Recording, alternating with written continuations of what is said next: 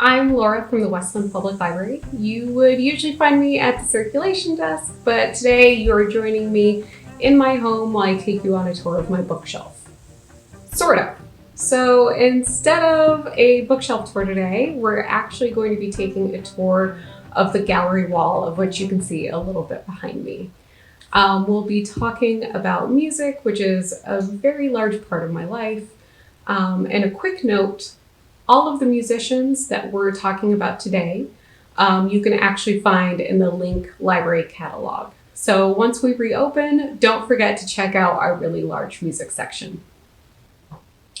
Music is so important to me, and I love the way it can change your mood in a heartbeat. Live concerts especially seem to have a way of transporting you, and I've always really liked to surround myself with reminders of those concerts. I was definitely your quintessential band nerd, including being drum major in high school. Take a look at this picture of me in a penguin suit. I continued with marching band in college at the University of Iowa, where I met some lifelong friends and got to travel to 4 different bowl games. And as an adult, I've kept up my interest in playing music and started taking drum lessons just a few years ago. As far as listening goes, I have pretty eclectic taste. I'll listen to anything from classical all the way to heavy metal and everything in between. So now that you have an idea of my experience with music, I want to share some of my memorabilia and really good memories with you.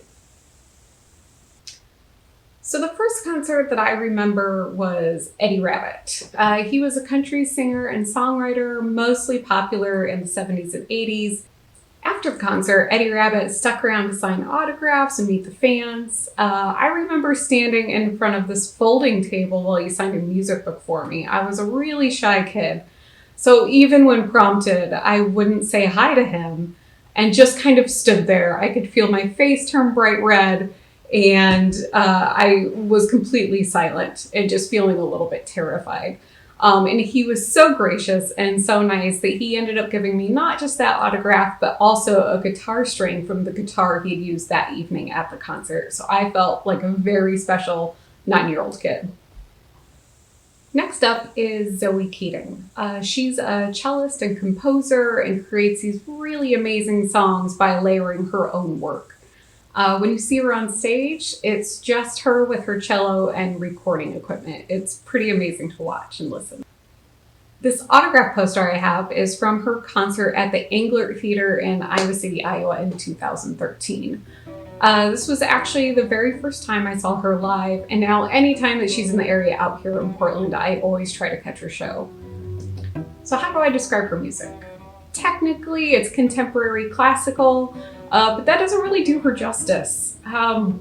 This may be kind of big, but transcendent, maybe. For me, anytime I go to her concert or I'm listening to her music, I find myself just closing my eyes to listen, because it almost feels like too much to be experiencing anything outside of the music. Like, it's just kind of a sensory overload. Once you're listening to her, you just can't concentrate on anything else. It's really a great experience, and I encourage you to check out her music.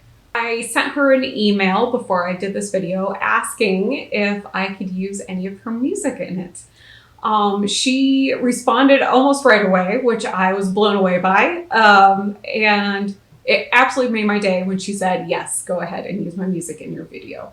So anytime you hear cello music in the background, that is Zoe Kaden. And also, I want to encourage you, she'll be playing here in Portland on August 30th at the Aladdin Theater. I highly encourage you to check her out, and if you can, go to her concert.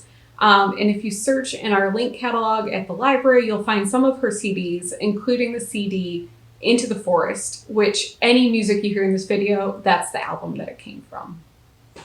Last up today is John Paul White. He's a singer-songwriter, and this one, oh, I love him as a solo artist, but it makes me happy and sad to talk about him at the same time, because I was first introduced to him and his music because he was one half of the band of the Civil Wars. They disbanded in 2014 after winning 4 Grammys in the few years before that. And it was absolutely heartbreaking because their music was so beautiful. So seriously, even though they're not together anymore, I highly encourage you to check out their music. It's The Civil Wars. If you look them up in our link catalog, you'll find 2 of their albums, and definitely take a listen. It's so good. John Paul White, as a solo artist, has kept a very soulful feel to his music, but it's also a little more playful and country than when he was together with Joy Williams, the other half of The Civil Wars. I actually went and saw him play at Dante's in downtown Portland in 2017. And he stuck around afterwards to meet fans, which was really great. I love when artists do that. I was lucky enough to have a short conversation with him afterwards, and we kind of bonded over starting with instruments at a young age that we didn't even really want to play. We were kind of badgered into it by our parents, but then progressing from there and doing what we wanted to do with music. So it was nice to have that commonality with him. And after we were done talking, he graciously posed for a photo with me, which I will always treasure. So before we end for today, I would like to share a couple of resources for listening to music while we're all staying at home. First, any artist or musician that you really enjoy, if you follow their page on social media, it's a great way to stay up to date with what they're doing and if they plan on doing any live streams. Specifically on Facebook, the Billboard page has been hosting a lot of free live streaming events. If you just like their page, you'll get notifications anytime they go live. Second, the free app called Bands in Town, all one word, is a really great platform to follow musicians on. I use it when we're not, in quarantine, to find out if any musicians I like are playing close to Portland. It'll send me a notification, let me know if they're in the area. So right now, instead of doing that, they're sending out notifications whenever an artist you like is doing a live stream. And it also includes a link to that live stream. So you don't have to go searching for it on the web. It's all right there for you in the app, Bands in Town. Next up, NPR has created a really great list of free live streaming concerts. They're doing a great job of keeping it updated every single day, so you'll never miss anything. And they also have the concerts sorted by date, time, and genre, and include a link to the live stream, so it makes it really easy to navigate. You'll find a link to that NPR list and the information below this video. And last but not least, don't forget the Westland Public Library has a large music collection, and we miss you guys so much. So the second we're back open, come check out our music collection, browse all the CDs, and if there's anything you're interested in finding, don't forget to ask for help at the circulation desk or information desk. We look so forward to seeing you again. And before we go, I'd love to hear from you, all of our patrons. So in the comment section below this video, I would really love for you to tell us what was your favorite live concert. Well, thank you for joining me on my bookshelf tour.